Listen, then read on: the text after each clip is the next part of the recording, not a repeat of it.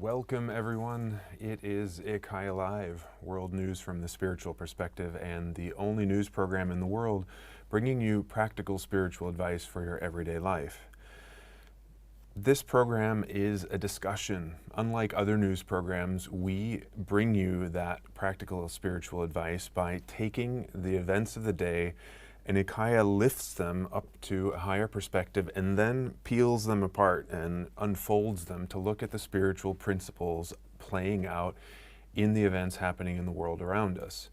That discussion depends on you. So, right now, down below, like this live sending, and also go ahead and share it with any fellow spiritual seekers who can join us live under the sending at this moment, because it's really about helping the consciousness of the planet to, expand and rise, and for us to be able to be more capable spiritual students in the world by taking, again, an event like, a news topic like abortion tonight, and really looking at it from a totally different angle. It's then that we can sort of be more beacons of light in the world rather than being a part of the chaos and all of the crazy discussions that are happening. So, like the video, share it, subscribe to our YouTube channel, IKYA.official, and follow us on social media, IKYA.official on Instagram, TikTok, and Facebook. And again, please be part of the discussion tonight. Your questions and your perspective are really important. That's how we're going to really unfold this topic tonight and go deeper than we ever have before. So in the comments below, write in your questions or your perspective, and then I'll be able to relay them to IKYA. And we have some people here in the live studio audience who will also be asking their questions. So tonight's topic is abortion. Now, we did do an episode a few months back on abortion and women's health. So we took that perspective of looking at abortion as one of the health sort of choices that women make, and the trends that are happening across the world on both expanding and improving women's health, but also restricting it. Tonight we're looking specifically at abortion and miscarriage as both something that happens and a choice that we make. It's really a topic that's been debated very hotly for quite some time, but as IKYA will tell us, it's really not as much a part of our human history as many might think. So there's so many different aspects to unfold tonight, so we're going to turn it over to IKYA with that fundamental question that is at the heart of so much of the debate. IKYA, is abortion murder? First, we have to look at the definition. Murder, by definition, is an unlawful killing of a human. So if it's lawful, it's not murder. Before we go into that, to me it's interesting when we look at the concepts of right and wrong. Right? When we look at the concept of killing, whether it's lawful or not, that has been changing throughout human history. And it's been looked upon as a good thing to kill people in certain situations, and a terrible thing to do in others, right? Based on where you're standing in your own self-interest. The concept of right and wrong, it's interesting when we look at it, because often religious people will claim it's objective, right? Because God is telling us what's right and wrong, of course, that's just made up. The concept of right and wrong only applies in a group dynamic. Now, when we look at animals, when you have individual animals just acting on their own, there is no such thing as right and wrong, right? They just do whatever it takes for them to survive. Something interesting happens when animals begin to form packs, when we think in lines of evolution. Then all of a sudden, behavior will be observed and kind of analyzed, and one will try to figure out what is the best way for us to behave together to better our chances in surviving and winning, right? And then you will see that certain behaviors will be preferred over others. And that's how right and wrong starts. You see that in all animal packs. Right, when it comes to humans, it's the same thing. We developed our sense of right and wrong based on what was productive, right? For instance, in a pack, like, or in your tribe, if you go back several 100,000 years, and every person will have their function, right? And if you have a conflict with the hunter, it's not in the group interest, from the perspective of survival, that you kill this individual, right? You have to weigh the benefits and the costs. So then it will be most likely defined as wrong to kill one in your group, because the whole group would be jeopardized by you killing the hunter. If it's an intruder, you should kill them.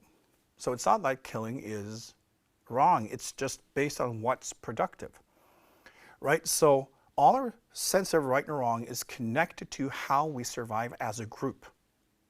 This is also why when we act as individuals, for instance, we say, it's just me, I do whatever I want. We feel that we should be doing whatever we want to, because it's just us, right? It's like, for instance, when people can have the opinion that we should all take care of the planet, and at the same time they will throw garbage out of their car window, because it's just me.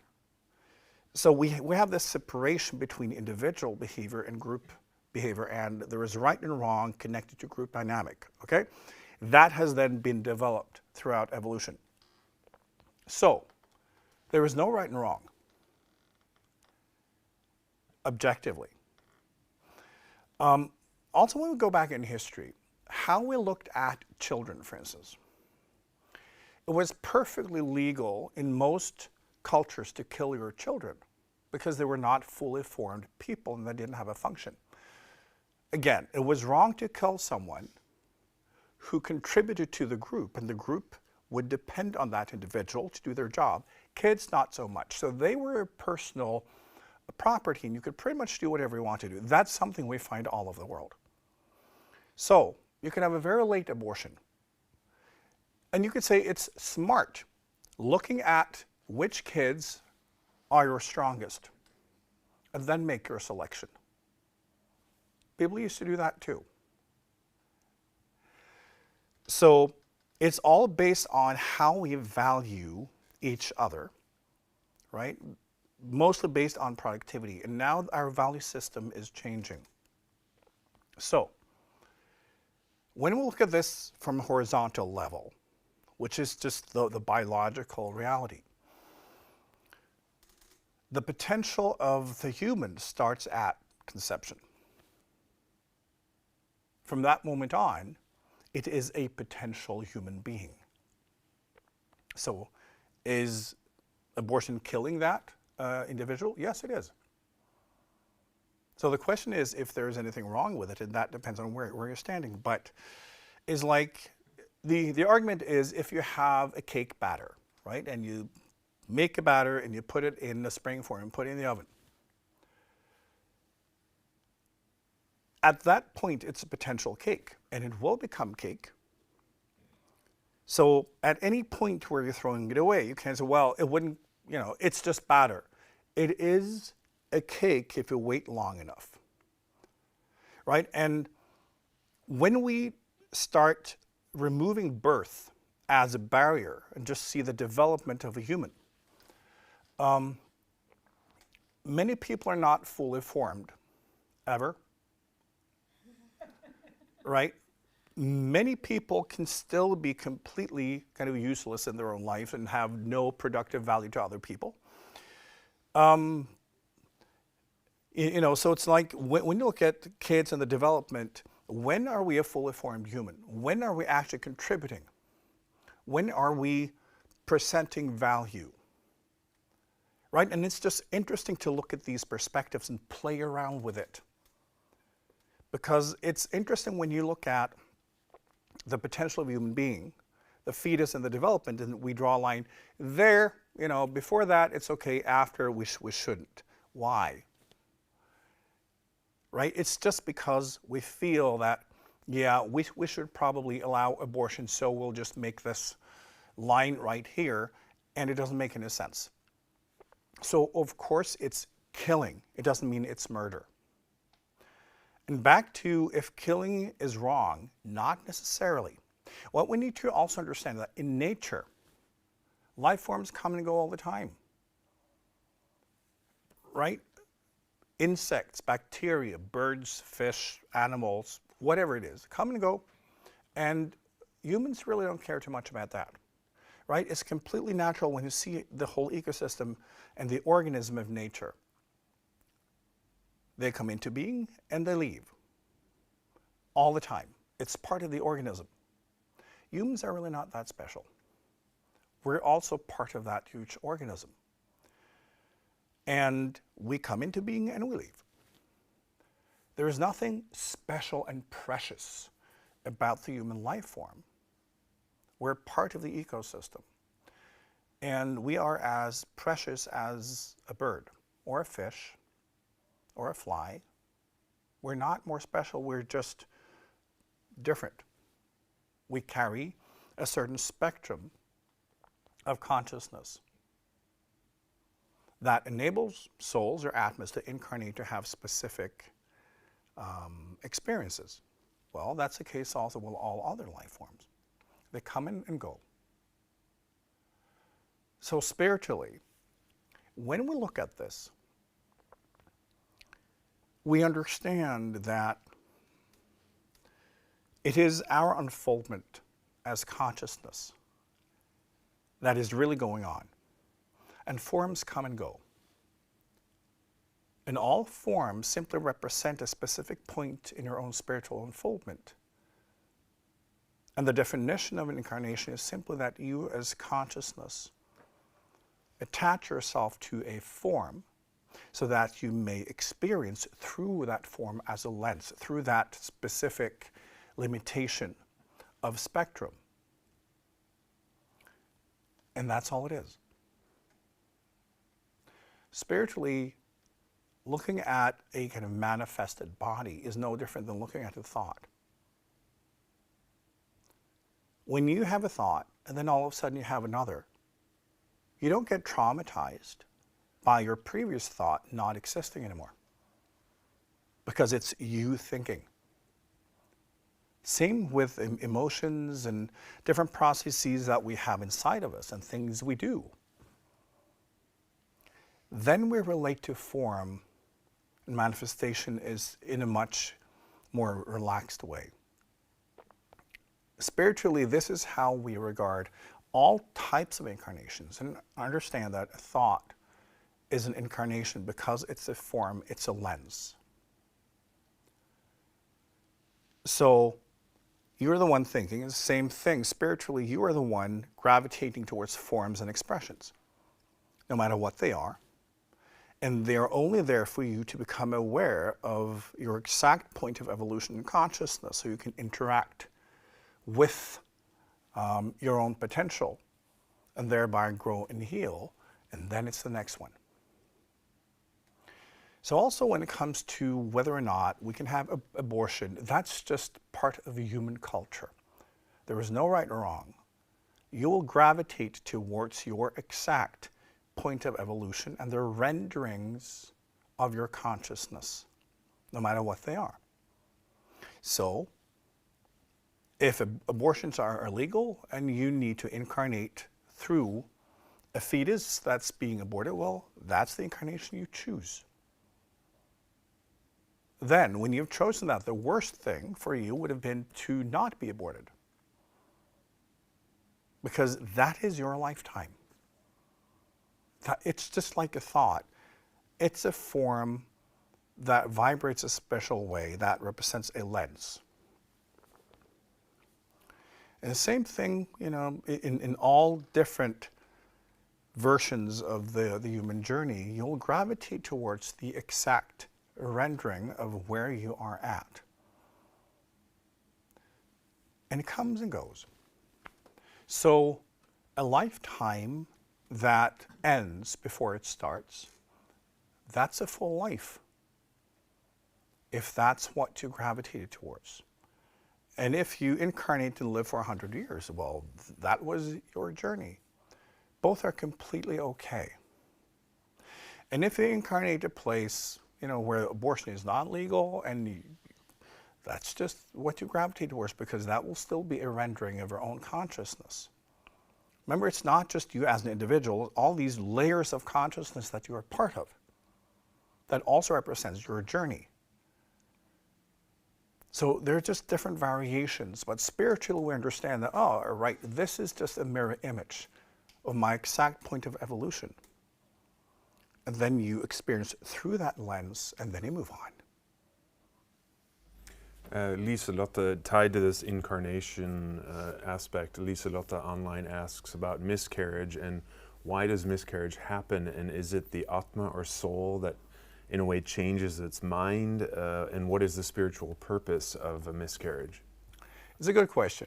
What is important to understand is that timeline, the way we experience it as humans, only exists for humans.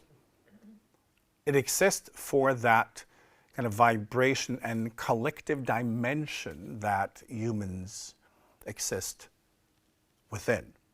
So, outside of this dimension, time is very different. You can move back and forth independently. So when you choose an expression or lifetime, whatever it is, you already know everything that will happen. You've tried them on. You've gone through, you've moved through the lifetime. You've been able to kind of like make a little kind of preview. You've seen the trailer of everything that is significant to that lifetime, and you make your decisions based on that. So no, when things manifest, it's based on decisions made a long time ago. Because time and the timeline is not the same in this dimension as it is in other dimensions. So you don't change your mind, you choose that expression specifically for that to happen. That is what you need. Now, there are two aspects to this. Often when we choose an expression of being part of a miscarriage, we're just going to connect it to the parents. It's not like we incarnate inside the fetus. We are connected like to it and through it as a lens. And often that could be simply that there are certain aspects of the karma that you have with those parents that needs balancing, right? It could basically, for instance, like it's a keep the change type of situation where you've worked out most of your journey together, but there might be just like they have some pocket change that you need to receive in order to zero out the karmic process. And that's a perfect way to do it. It's not meant to be a full lifetime. It's basically you just like, getting your change back. So often then you still need a form. You need to be there. There need to be a certain exchange. And remember, it's the exact rendering of the karma. Someone can say, well, why could you just like be in a lifetime and then meet? Because that would be something completely different. When something manifests, it's because that is the exact rendering. So when you choose that, it's because that is the best way to do it. And there will be an exchange, and then that's over. Understand, we go through so many forms and expressions, and everything is okay. Now, on the other side, when it comes to also why so many have miscarriages, when we think of it from a biological standpoint, because we can have many different kind of levels of thoughts and perspectives at the same time. The human body today in general is compromised. We have so many different chemicals and harmful substances in our environment that our bodies are struggling. Now, often when a woman gets pregnant, if she has a lot of that in her system, often what happens is she will start to detoxify on her fetus. And when that happens, it's natural to have a miscarriage.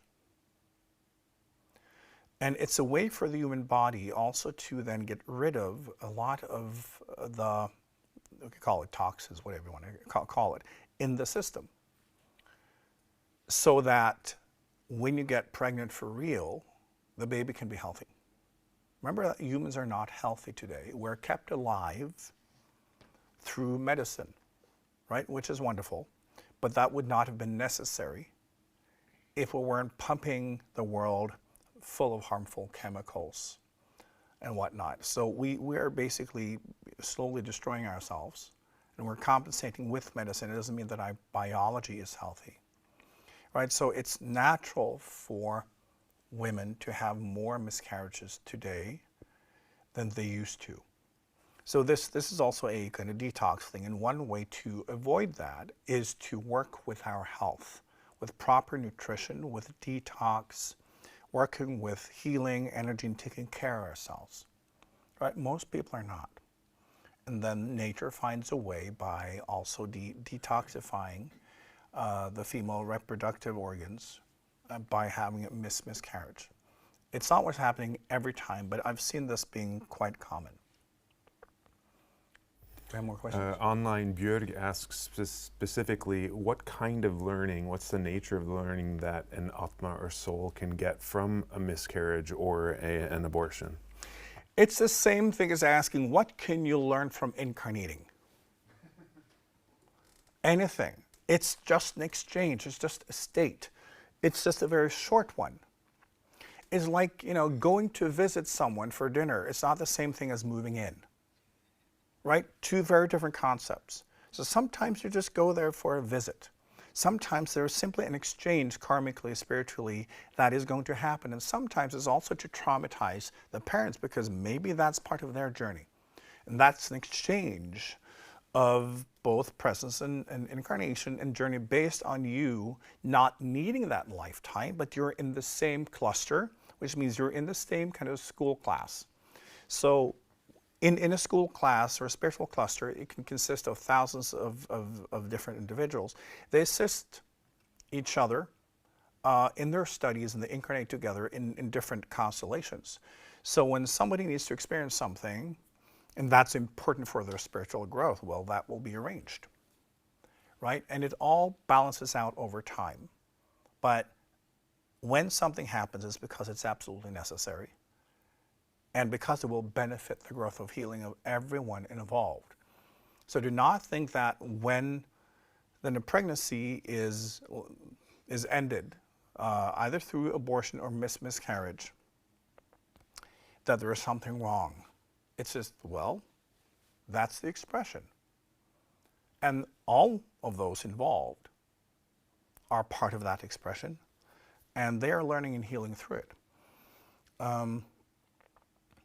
So it's, again, you choose that when it's just like paying someone a little visit or having an exchange.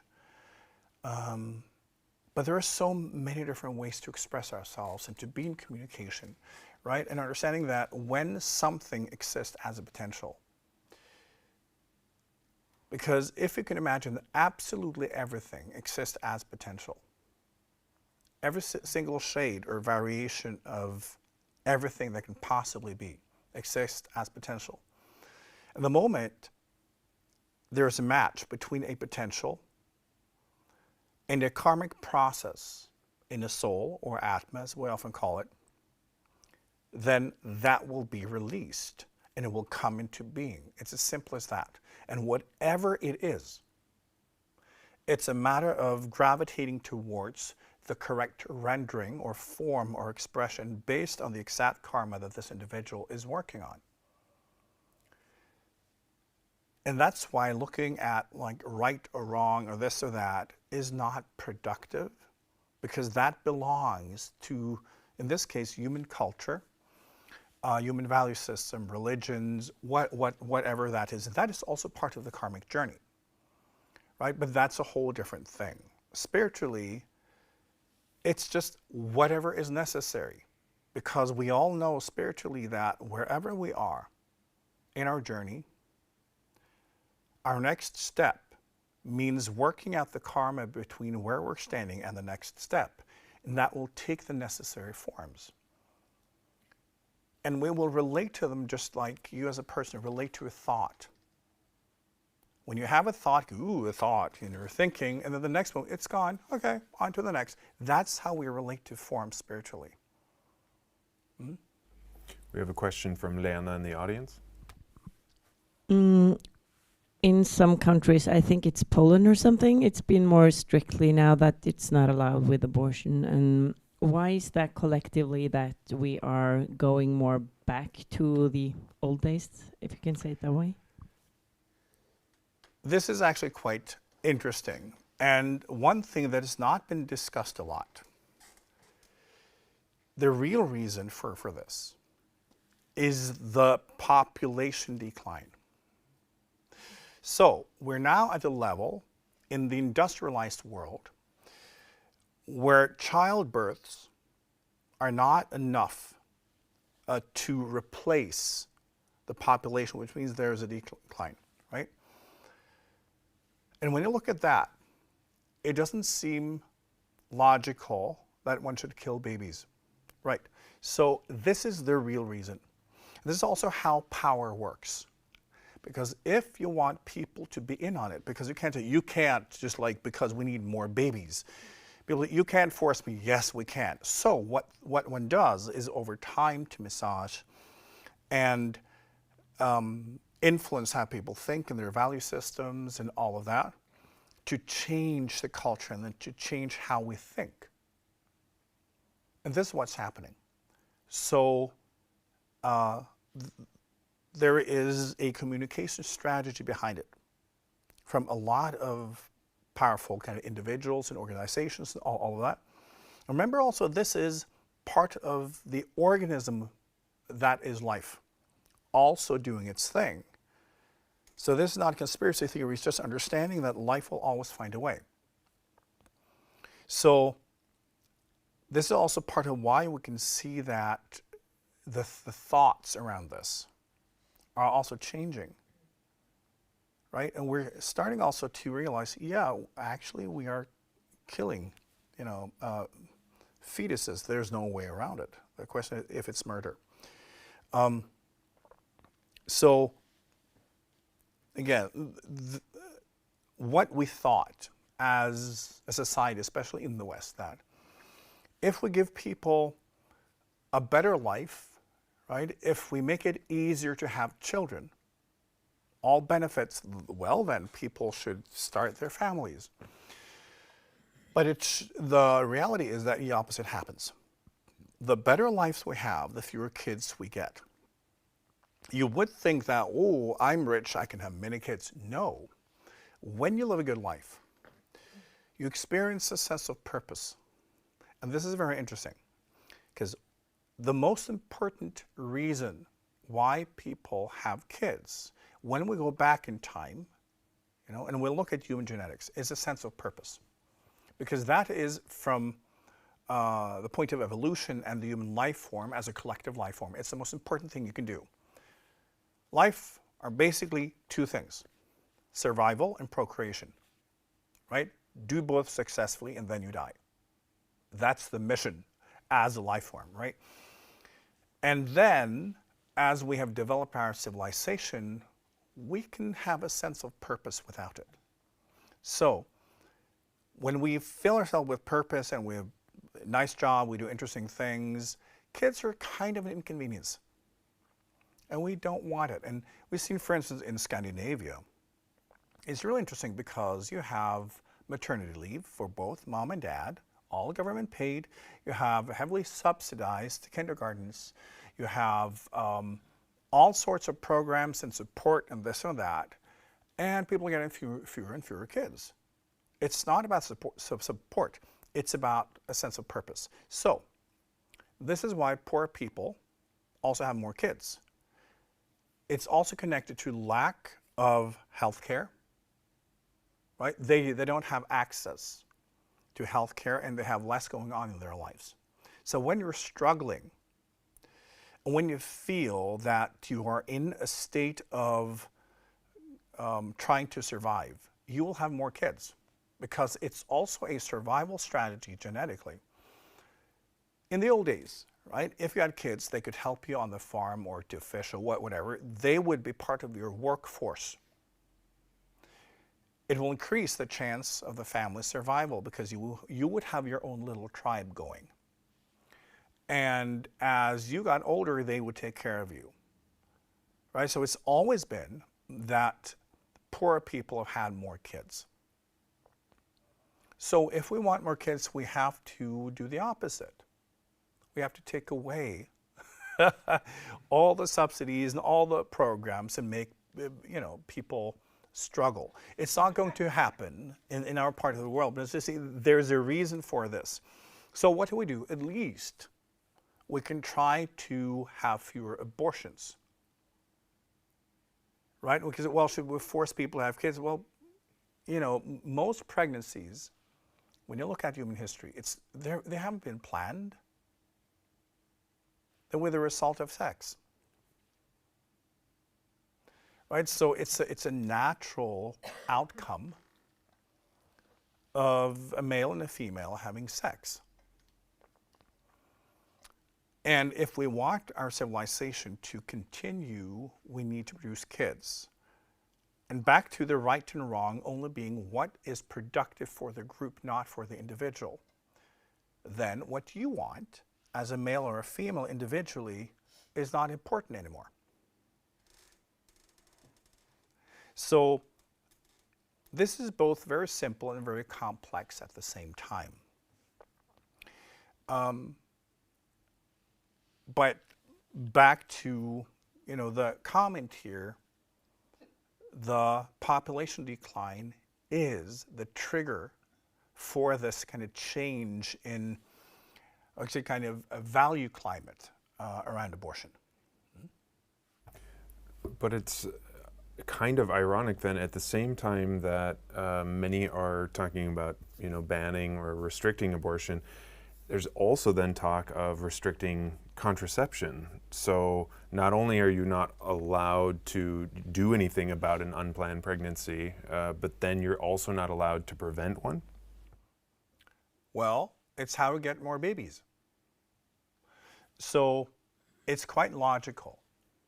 But we need to look at another aspect of this, because, again, when you look at more systemic expressions, right, you can start seeing the triggers behind it.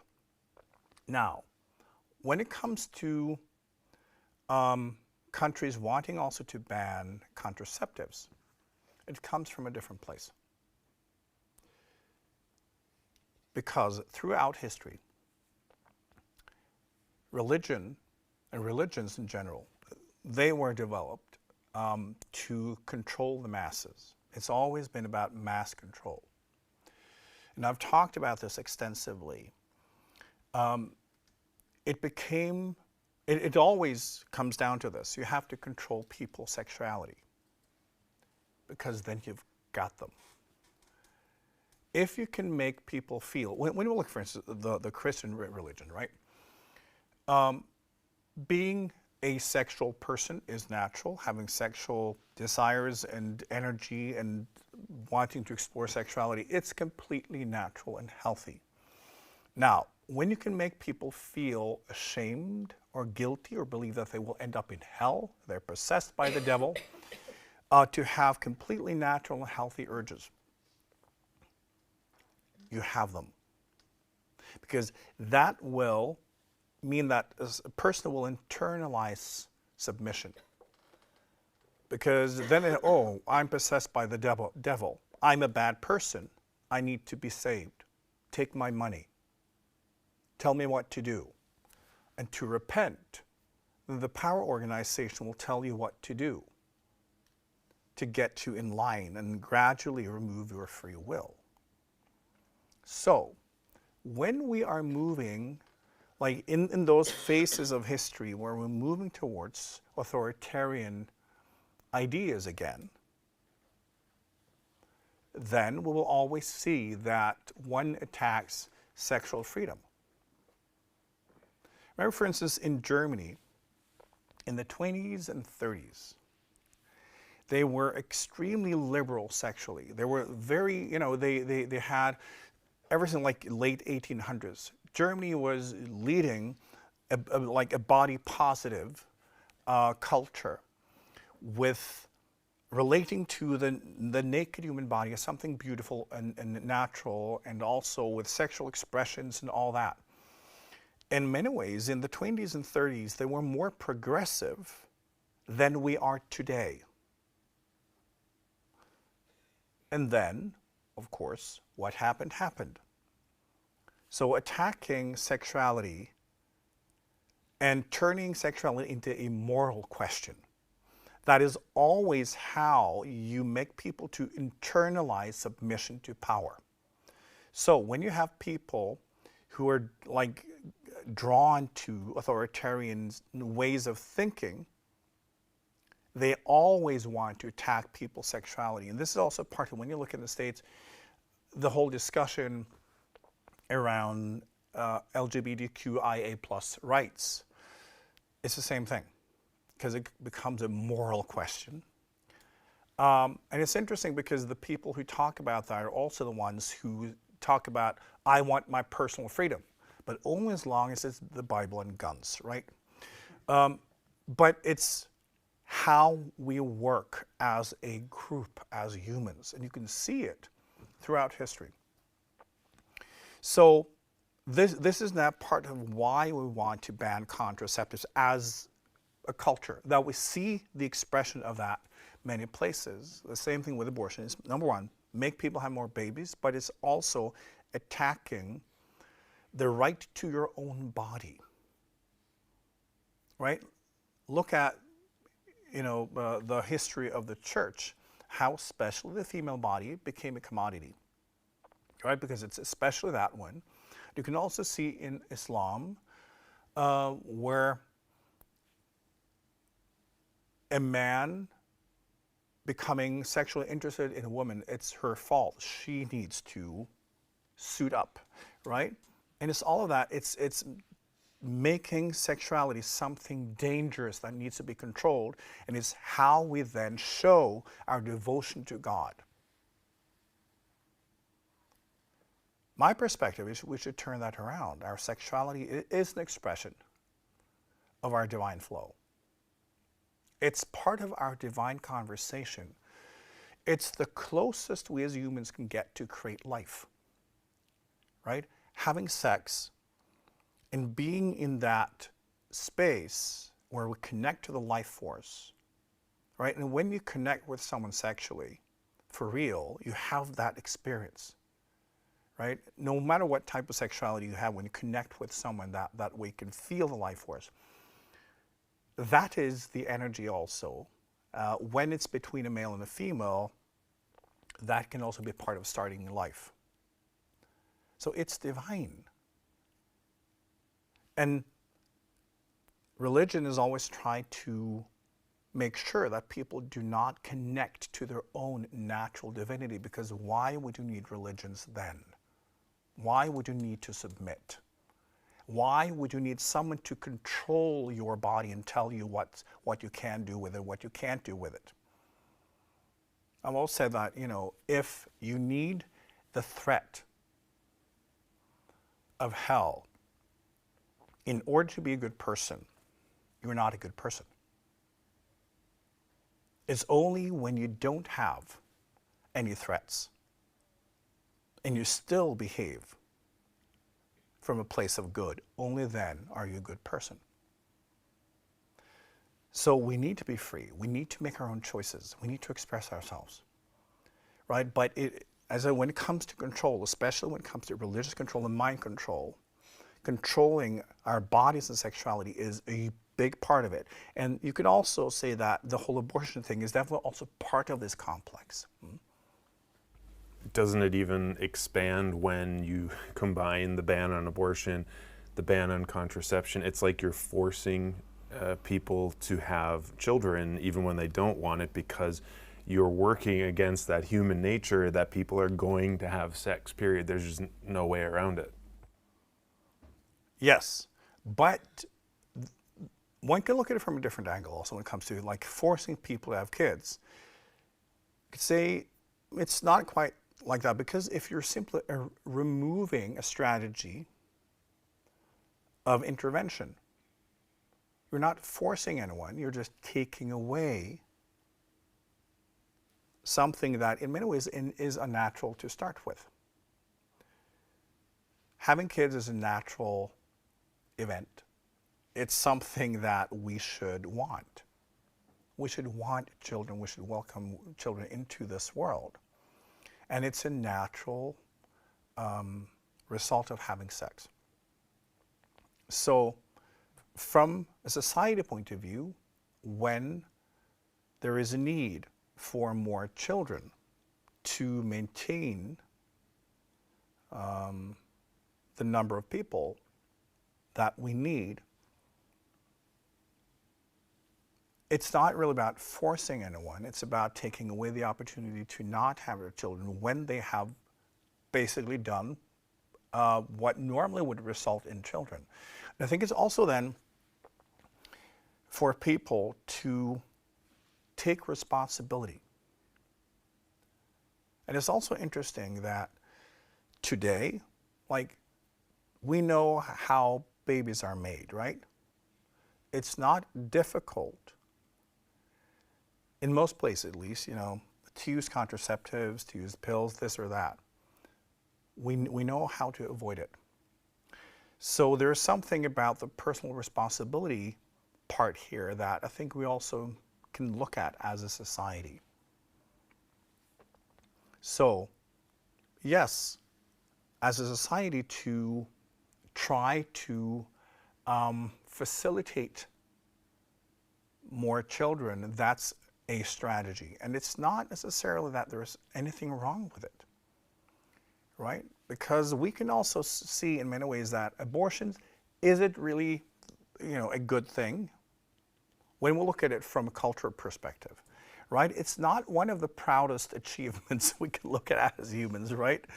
Killing babies is not, you know, it's just a fetus. It's a human in the making, right? So we may also, as individuals, look at different strategies to avoid that. But at the same time, again, when we look at this, try also to look at it from above and say, it's all fine. If we do this way, that way, that way, that way, that way, that way, it's all fine, because they're simply expressions and renderings of different types of consciousness, different journeys, and as soul, as Atma, we will gravitate towards the rendering and the form that is the exact, tailored version of our own consciousness and our own karma, right? So the more versions we have, the better, because it means we have more choice. So it's important also as spiritual people to not get caught up in the horizontal storytelling, right? And say, oh, this is right, this is wrong. When something happens, it's because it's part of karma. It's part of the consciousness. It's part of the collective journey, right? When something comes into being, it's because there is no alternative. So this is our culture moving forward. We have a question from Sara in the audience. Yeah, one of the things that I find interesting that we haven't touched on tonight is the fact that a lot of people want to have kids, but they can't. And this is really on the rise. It's escalating really quickly because more and more people, because of health issues, can't have any children. And I would like you to share your perspectives on this. Yeah. This is back to what we touch on when it comes to pollution. That when you look at like male sperm, it's declining very fast.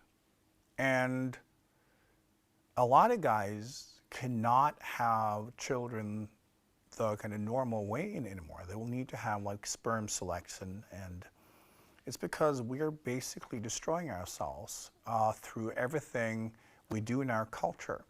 We pollute the planet, we're also polluting ourselves. The level of pollution in the human body is shocking. It should be shocking, But as long as we can compensate with the pharmaceutical medicine so we can live longer, I think it's fine. But it's starting to be a problem that both men and women are increasingly having problems getting pregnant. And it's down to pollution. So it's a very easy way out of this. We need to detox, right? We need to work with the health. We need to go on diets. We need to cleanse. We need to do this. Not once, but have it as a regimen, as part of how we take care of ourselves. We will need to invest a lot more in our own health, because this planet is getting worse. We are not polluting less, we're polluting more. We have so many chemicals in our ecosystem now that our bodies cannot do anything about, right? Remember that most chemicals that we have in our surroundings are less than 100 years old. And for our bodies to be able to recognize a chemical, it has had to be in our environment for millions of years. Our DNA can't change that fast. So we get a buildup of chemicals that the body simply cannot see because it can't recognize it. And therefore, all of these pollutants are affecting every single part of our body. Our brains, our organs, how we function, our glands, all of that. So fertility is just one of many areas where we're starting to see that we're beginning to fall apart. But online, IKYA makes a really good point that population is only in decline in the more developed Western countries, and actually most of those countries, other than maybe Japan, are able to compensate with the influx of immigrants coming from Africa, Latin America, and Southeast Asia. So he asked the question, like, ethically as a planet, should we really be so concerned about Western populations continuing to have more children when there's clearly enough humans on the planet? When we look at it horizontally and from a cultural perspective, it's good to have variation. And when you look at Europe, for instance, a very tiny area on the planet, having such a variety of cultures and variety of humans, it's a good thing to maintain that.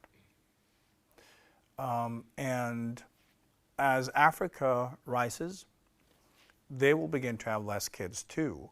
For instance, you see an enormous population decline in China. And they are struggling, they're trying to cover it up. But there are fewer Chinese than they claim because the population decline is happening so fast because, a lot of Chinese today, they're more Western than we are. They have embraced the modern life and the urban lifestyle so much that they don't even want to have kids. And in Japan, people have pretty much stopped having sex. Right? So we are moving in that direction. And as I've talked about before, the solution is that one will begin to produce children without humans being involved. The technology exists already, and there are babies that have been born that way. So the technology is moving forward. It's just an ethical question, and the ethical barrier will be when one is seeing the population decline being a threat. Right? Then, okay, let's do it then. So it will be that. And also rich people, of course. They will be doing it first, and they're starting to do this. So that will be the solution. But also remember that it's not just about having people, it's also about having competent people and people with the same psychology and mindset. It's also genetic and biological, right? Because all the different cultures have developed in different areas. with different strategies that has resulted also in the cultures and cultural expression. So it doesn't mean that when you take someone from a different culture with a kind of different line of evolution and place them in a different setting, coming from a different kind of line of evolution, that all of a sudden they can necessarily take over. It will be something else. That does not mean that there's anything wrong with that. But I think also, as a planet, one will start looking at how to manage all these cultures and also to maintain it. This is part of what humans will have to learn, as they're also trying to figure out how to heal the planet. We also need to heal ourselves. But the population decline is a real thing. And yes, Africa is now one of the few areas where you have a surplus. That will go on for another few decades, and then that will kind of flatten out and start to go down as well. So that's just a small blip. But historically, the population decline has begun to become a real problem in certain areas. We have a question from Elizabeth in the audience. Yeah, I wanted to go back to the what you said about poor people having more babies than rich people, and I kind of see a parallel perhaps between some countries taking maybe too many immigrants and not really being able to take care of them. And I think that's been sort of the function of abortion, that certain people they're not really able to raise kids, and now yet they're, as some made a point, still being forced to. How is that serving us when a lot of them statistically end up in jail, end up with just one parent, end up making a mess, basically? Yeah. You raised an interesting point, in that we have created a story that we are all on the same level, and that our world should exist without poverty and without crime, and that a normal functioning human being is a nice person with a steady job and income. When you look at human history, most humans have lived in filth and behaved like animals and lived absolutely terrible lives, and then they die, right? Our current culture is new, right? And we can say for most people, until late 1800s, life was actually a living hell. It was awful. So we've had a good life as humans for a very short time. And in many parts of the world, they're still living under terrible conditions. So that is the norm. What we are experiencing in our part of the world is a blip. It's not normal. It's not how humans have lived, right? And it's so fragile. And it's important to understand that our culture and what we have achieved, it's extremely fragile, because most humans are not there. And it can disappear like that. So how to create a kind of balanced civilization is always, also when you look at the richer kind of families, and there are a lot of conspiracy theories and all that, but people with enormous resources, this has been part of the discussions, right? How to develop the planet, to develop the population and make it more competent and make it kind of thrive. And it is very difficult, because it's determined by the level of consciousness of humans at any given time. And we also need to understand that we operate as humans in many different levels of consciousness. There are a lot of humans that operate only slightly above animals. And then you have humans also operating in a very high level of consciousness. And it means that we live very different lives and have very different types of intelligence and capabilities. And that is also part of being human. We're not the same. We're not on equal level, although we are equal as part of an enormous ecosystem. But we need to understand that we have many different levels of capabilities and consciousness. And that dictates also how humans will behave. because you cannot behave beyond your own level of consciousness and karma. It's just how it is. I've talked about before what's also happening on this planet is that more and more individuals of more mature consciousness are incarnating as part of a greater shift on this planet. And that makes it even more interesting because those individuals are more connected to why they are here. And they have a sense of purpose in themselves. And they have a sense of direction and understand that we have to change this planet radically. So that is also happening. So the more primitive humans will, over the next few hundred years, simply stop to incarnate. They will incarnate somewhere else as part of this shift. That's also completely natural. Online, Stefan, he asks a kind of interesting question about vasectomy in men. What does it mean for the future of humanity, and what does vasectomy mean on a spiritual plane for the man who has one? Remember also, as I said, any variation in expression is just another expression. It's like a thought, right? So we have a tendency to take everything happening in matter very seriously. It's just yet another expression. And if you do something that is not productive, well, you will find out. And then it will do something else.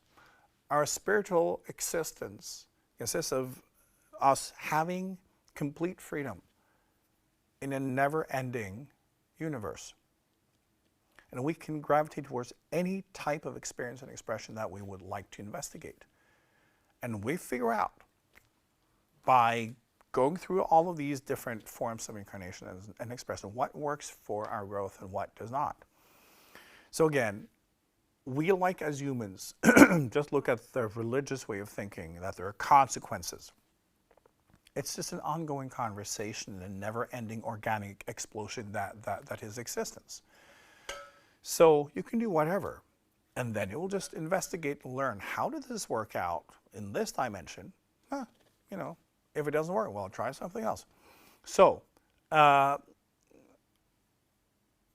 we have, as humans, when we incarnate into a more kind of modern setting, understand that it also means that the consciousness of that space is slightly different, right? When you incarnate in a lower spectrum of humans, for instance, being very, very poor, incarnating in a country where the consciousness is lower, it's a different journey. Often when we incarnate where we have the opportunity to explore ourselves as individuals, remember, as humans, that really hasn't happened very often, right? It's about survival and trying to not die, kill your enemies, having kids, and just like eating whatever you could find, right? And now, in our part of the world, we can actually try to explore what it means to be incarnated, what it means to be human, what it means to be us. It's a new thing. So it's, in a way, the new frontier of the human. It's not trying to explore the planet, it's exploring ourselves. This is also part of it, right? That in that journey, some people find that, no, I can't have kids because I'm exploring, I'm getting to know myself. And remember, this is also a part of the evolution of humans.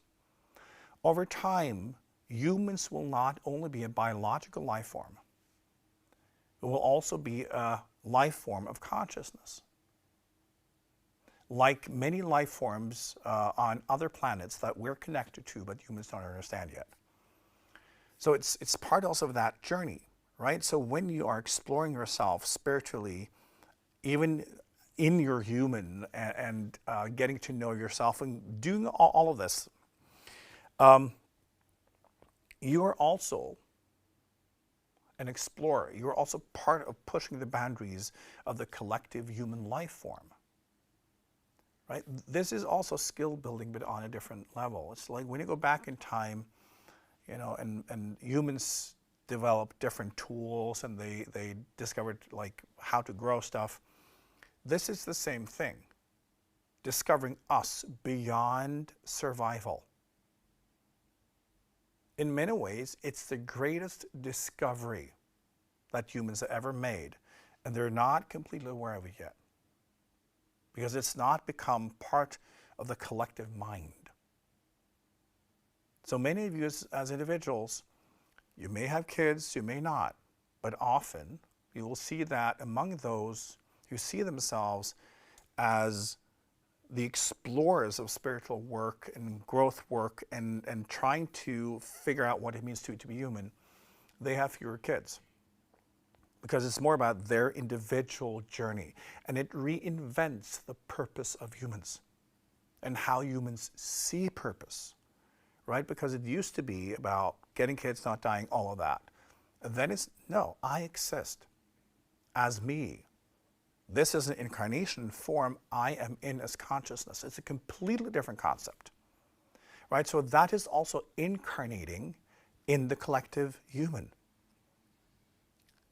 And then it's, of course, quite natural that society can make babies, not the individuals, because they will be exploring and pushing the frontiers of what it means to be in this life form and what the spectrum of consciousness actually is, and how can we develop our minds? How can we connect to the universe? How can we connect to each other like that? So it's also a natural evolution of humans. So remember that,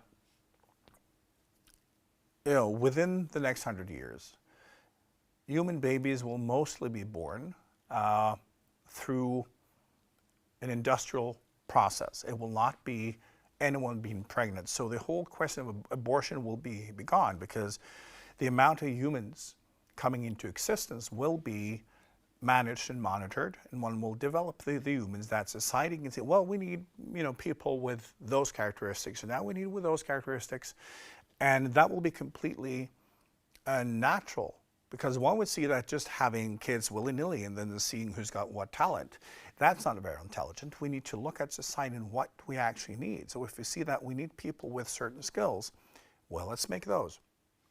Right? Today we can say, oh, that sounds terrible. It's how things will become. And then humans will look at it as completely natural and logical. So the whole abortion thing will be gone in a few generations. But it's still an interesting topic, because it's how we come to terms with the fact, number one, that we're killing. Because we want to. Because I got better things to do than having kids. And looking at how humans kill everything around them and not caring. Why is this so difficult? Why is this so different? Right? I think it's just interesting for us to go into that space of reflection and looking at all of these things and try to kind of open up the discussion within ourselves and just have fun with it. Because in the end, this is all a rendering. It's not real. What is real is you, and how you unfold your consciousness and how you use dimension and matter and time space to gravitate towards the mirrors and expressions that can assist you in your own unfoldment. Spiritually, you're fully aware of this. Everybody's aware of it. It's just when we're in these things, we have a tendency to forget, and then we make everything that we experience very important. And it is. We should have more fun with it. Any more questions? Actually, the remaining questions online are more in the direction of euthanasia, both of humans and animals, and sort of the ethics around ending life. Yeah. So the question is whether we want to address those tonight, or if that should be a separate episode, since that's been an ongoing topic in the news for many years now. I think that should be a separate episode, because that's also something we can explore. Now, understand that we have infinite ways to incarnate. We incarnate together in large kind of groups and clusters where we share journeys, we assist each other, and we go into all sorts of constellations and variations and experiences. When something comes into being, it's because it's absolutely necessary. Somebody needs that experience. And that somebody who needs that experience will be incarnating through it. Doesn't matter what it is. So say if abortion is legal, the beings who need those experiences on all sides of what's going on, well, they will be present to that. If it's illegal, the individuals who need that experience will be present to that. Everything is fine, always. It's so difficult often for the human brain to understand this, because the human brain operates in survival mode and control. And again, we still think we live in a little tribe where what everybody else does will affect us. So we need rules and we need to control each other. And we need things to be a certain way. I said right and wrong comes from the group survival and your dependency, which means you need to be able to predict and control other people's behavior for your own survival. It's what rules are. When we let go of that and we understand that we exist forever and we're free, we're all free, and we're all spiritually trying to help each other as much as we possibly can, because we all love each other deeply, spiritually. You wouldn't think so when you look at human behavior, but spiritually, we're in a very different place. We only act from love. We only act from potential. We only act from wanting to heal and to unfold as much in ourselves and others as possible. But in interacting with our own karma and with others, we have all these different variations and things happening, and also the evolution, in this case, of this planet, this life form, and the human culture. And it's all good. You chose to incarnate in this point, in this timeline, on this planet, in this life form, and that person you're in, as an exact rendering. If that was not the perfect vessel for you, you would incarnate somewhere else. Right? So we never have to worry about anything ever. When something happens, it's because, well, then that's needed. The gravitation towards a potential is what will make something manifest. Right? So when something actually happens, it has to happen. So there's no point in fighting it. Embrace everything with love. If you want to have abortions, have abortions. If you don't want to, don't have abortions. And try to open up to understanding that there are so many different ways of seeing this, so many different value systems and perspectives, and you have religion and this or that. And everybody's right and everybody's wrong.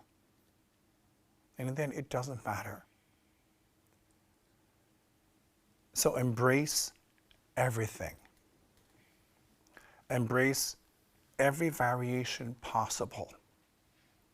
Do not look at something as right or wrong, just like when something happens, somebody needs it.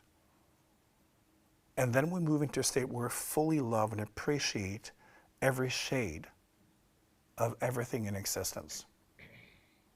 Because we know that when someone is going through something, they wanted it spiritually. It's what will make them grow. It doesn't matter if it's painful, if it's fun, if it's this or that. We gravitate towards the exact rendering. So also with this topic, go into it and look at it, but also try to lift yourself to a higher perspective and learn to be in both positions at the same time. This is one of the things we're trying to inspire all of you to do through the IKYA Live concept, is to both be present to the horizontal human culture and what's going on, but at the same time being the observer in a higher consciousness, because that means that you can then be a mirror of higher reality, not just a horizontal mirror, right, interacting with manifestations, but you can also bring in higher consciousness and assist other people in lifting themselves past the limitations of whatever story they're telling themselves. Everything that ever happens is wonderful. It's amazing. because it is the exact rendering someone needs. And so it is in your life. Everything you've ever experienced is that. Your lifetime with everything in it, it's all tailored to your unfoldment in your journey. And so it is for everybody else. So love that and embrace that and always mirror from a higher consciousness. Thank you so much, IKYA. Thank you all for joining us tonight for IKYA Live, world news from the spiritual perspective. And again, truly the only news program on the planet giving you this practical spiritual advice for your everyday life that you've gotten throughout the evening tonight. And remember that this discussion doesn't assist the world as effectively unless we share it, unless we're part of bringing this consciousness to the world. So again, like this video and share it with your fellow spiritual seekers, and invite them then to next week's IKYA Live, which is Monday, the 18th of September at 19 o'clock or 7 p.m. Oslo time. We'll be back then. And remember to subscribe to our YouTube channel, IKYA.official, and IKYA.official on all of our social media, Instagram, Facebook, and TikTok. And we look forward to continuing to assist all of us in bringing and more open consciousness to our world with IKYA Live next week. Thanks again for joining us.